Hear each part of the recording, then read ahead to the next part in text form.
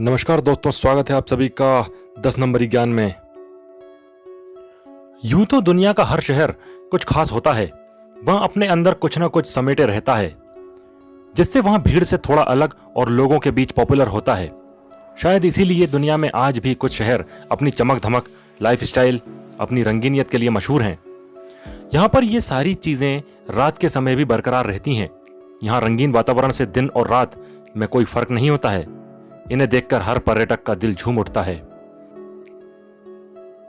तो बने रहिए लास्ट तक हमारे साथ और देखते रहिए 10 नंबरी ज्ञान, जिसमें आज हम बात करेंगे दुनिया के 10 रंग बिरंगे शहरों के बारे में।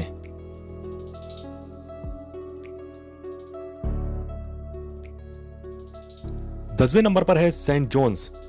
न्यू ब्रंसविक प्रांत का सेंट जॉन शहर कनाडा में सबसे पुराना शहर है। यह शहर फंडी की खूबसूरत खाड़ी में स्थित है। सेंट जॉन सिटी अपने चमकीले रंगीन शहर के घरों के लिए व्यापक रूप से लोकप्रिय है। यह शहर के लोकप्रिय पर्यटक आकर्षणों में से एक है। सेंट जॉन के शहर क्षेत्र में बहुरंगी घरों को जेली बीन रो के रूप में जाना जाता है। वास्तव में सेंट जॉन सिटी में कोई गली नहीं है जिसका नाम जेलिनियन रो है। यह शहर के रंगीन घरों को संदर्भित करने के लिए मूल निवासियों द्वारा उपयोग किए जाने वाला सामान्य उपनाम है। ऐसा कहा जाता है कि सेंट जॉन के लोग अपने घरों को चमकीले रंगों में रंग देते थे ताकि खूबसूरती भी धूमिल हो। आप प्रत्येक घर को एक अनोखे रंग से रंगी हुई गली में देख सकते हैं। शहर में पैदल यात्रा निश्चित रूप से आपके लिए एक अविस्मरणीय अनुभव बन जाती है।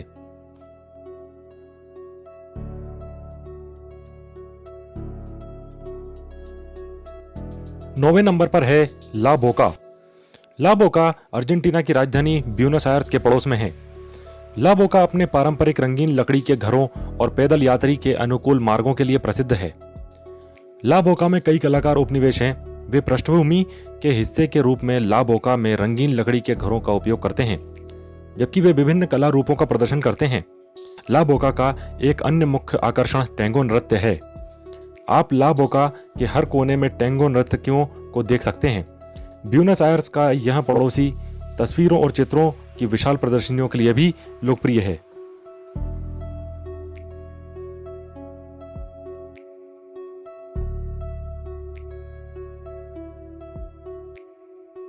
आठवें नंबर पर है लॉन्ग्यरबैन। स्वालबार्ड के नॉर्वेजियन द्वीप समूह में स्थित लॉन्ग्यरबैन दुनिया का सबसे उत्तरी शहर है।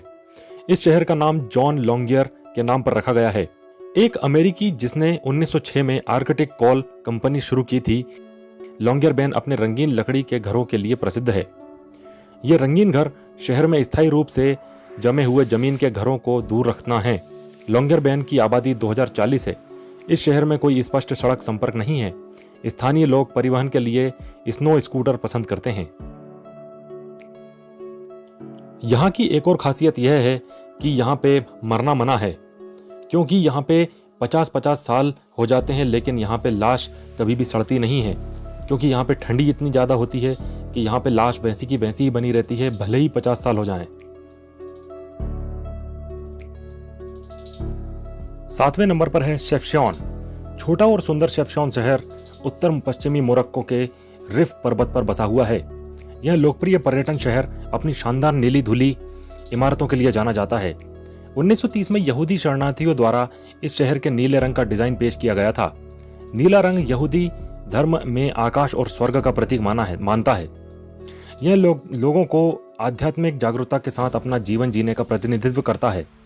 शेफचौन के मूल निवासी नियमित रूप से उस पुरानी यहूदी परंपरा की याद में नीले शेड में इमारतों को दोहराते हैं और इतिहास को जीवित रखने के लिए यह नीला गांव दिन के अलग अलग समय में अलग अलग चमकता है। गीली स्थिति में शेफचौन भी एक साफ नीले पानी की दुनिया की तरह दिखता है। यह भी कहा जाता है कि शेफचौन की धुंधली छाया मच्छरों को दूर रखती है, क्योंकि वे साफ पानी के साथ नहीं है। इस समय इस सुरम्य शहर में निवास करने वाले 40,000 लोग हैं। शहर में भी एक शांत वातावरण है। यह सुंदर और ऐतिहासिक शहर किफ़ायती आवास, रेस्टोरेंट, कैफे और दुकानें भी प्रदान करता है।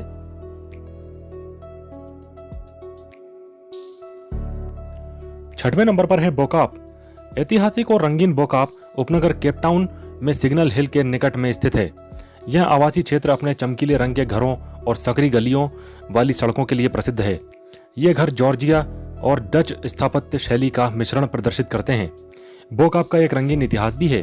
16वीं और 17वीं शताब्दी के दौरान डचों द्वारा कई गुलामों को मलेशिया, इंडोनेशिया और अन्य अफ्रीकी देशों में केपटाउन में आयात किया गया था। दासों को केप मलेशियाई के रूप में जाना जाता था। 1760 में इस क्षेत्र में कई घर बनाए गए और दासों को पट्टे पर दिए गए। बाद में दासों ने अपनी स्वतंत्रता और खुशी को व्यक्त करने के लिए घरों को खरीदा और चमकीले रंगों में रंगा। क्षेत्र में बोकाब संग्रहालय 1760 में निर्मित इस क्षेत्र की सबसे पुरानी इमारत है। संग्रहालय अभी भी अपने मूल रूप में बना हुआ है और यह बोकाब के इतिहास और केप मलय के जीवन को प्रदर्शित करता है। 5वें नंबर पर है जोधपुर। जोधपुर राजस्थान का दूसरा सबसे बड़ा शहर द ब्लू सिटी के नाम से भी जाना जाता है। यह रंगीन पुराना शहर जोधपुर के लोकप्रिय मेहरानगढ़ किले को घेरता है। शहर में एक दीवार से घिरे ऐसे 100 से अधिक रंगीन घर हैं। यह ब्राह्मणों के लिए कहा जाता है जो भारत की पुजारी जाति है, जिन्होंने इस परंपरा को शुरू किया था। उन्होंने अपने घरों को चमकीले नीले रंगों के साथ चित्रित किया ताकि उनके घर अन्य जातियों के लोगों से अलग हो सकें। लेकिन बाद में शहर के अन्य जातियों के बाकी सदस्य भी इस परंपरा का पालन करते हैं। जोधपुर का नीलापन भी शहर को घेरने वाले थार रेगिस्तान की चिलचिलाती गर्मी के खिलाफ मूल निवासी की प्रतीक के रूप में पाया गया। कस्बे के स्थानीय लोगों के अनुसार नीली पेंटिंग उनके घरों को ठंडा रखने और मच्छरों को रोकने में भी मदद करती है। जोधपुर में रंगीन घरों को भव्य साज सज्जा और कलाकृतियों से सजाया गया है।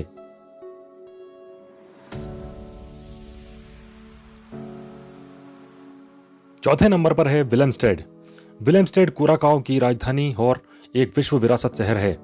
डाउनटाउन विलेमस्टेड शहर इतिहास में समृद्ध है और रंगीन सरकारी इमारतों, शॉपिंग सेंटर, निजी घरों, रेस्टोरेंट और व्यावसायिक इमारतों को प्रदर्शित करता है। इस शहर में कुल मिलाकर 750 रंगीन संरचनाएं हैं।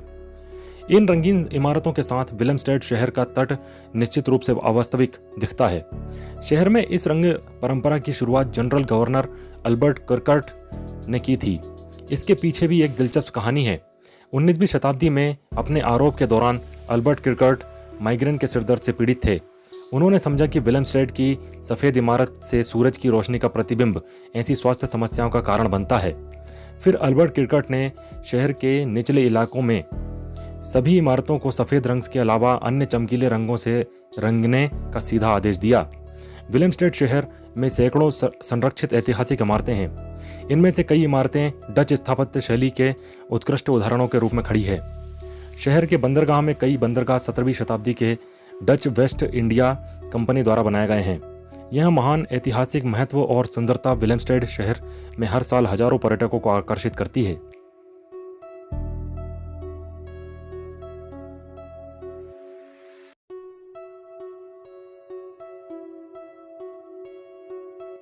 तीसरे नंबर पर है सेंटोरिनी। सेंटोरिनी दक्षिण पूर्व ग्रीस में स्थित एक सुंदर द्वीप है। सेंटोरिनी में 15 पारंपरिक और सुरम्य गांव हैं। शानदार सफेदी वाले घर और कोबल स्टोन संकरी गलियां इन गांवों का मुख्य आकर्षण हैं। इन अनोखे घरों की बालकनियों से द्वीप पर आश्चर्यजनक सूर्यास्त और ज्वालामुखी के दृश्य दिखाई देते हैं। ऐसा माना जाता है कि 19वीं शताब्दी में सेंटोरिनी के स्थानीय लोगों ने अपने घरों को सजाने के लिए सफ़ेदी का उपयोग करना शुरू कर दिया था। ऐसा इसलिए है क्योंकि सफ़ेद सस्ता टिकाऊ होता है और इसमें ऑक्सीकरण खुद होते हैं। आखिरकार यह सफ़ेद रंग सेंटोरिनी के एक प्रवृत्ति बन गया। यह सेंटोरिनी द्वीप को एक अनूठी शैली और समरूपता प्रदान करता है।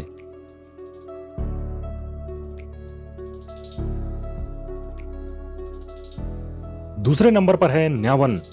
न्यावन डेनमार्क की राजधानी कोपेनहेगन में एक खूबसूरत बंदरगाह है।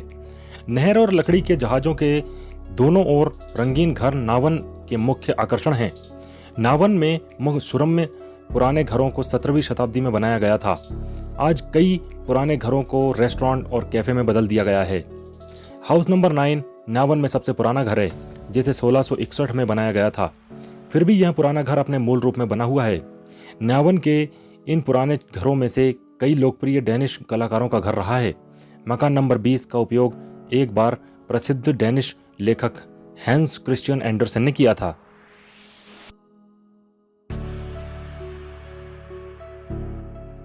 और पहले नंबर पर है बुरानो। बुरानो उत्तरी वेनिशियन लेगून में एक बहुत छोटा द्वीप है।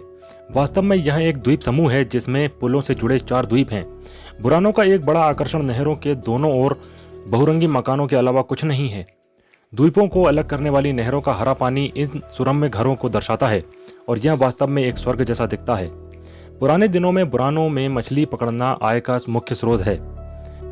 सर्दियों के मौसम में कोहरे के कारण मछुआरों को अपने घरों को पहचानना मुश्किल हो जाता है, इसलिए उन्होंने अपने घरों को अलग अलग रंगों में रंगने का फैसला किया। इस घटना को बुरानों के में रंग परंपरा की शुरुआत माना जाता है।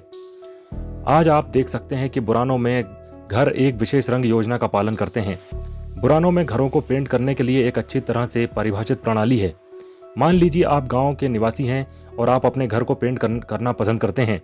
आपको जो पहली चीज़ करनी है वह सरकार को अधिकारित अनुरोध भेजना है। वे आपको सूचित करेंगे कि आपके घर को पेंट करने के लिए आपको किस रंग की अनुमति है। तो दोस्तों, देखा आपने कितने खूबसूरत है ये शहर, कितने रंग बिरंगे हैं ये शहर।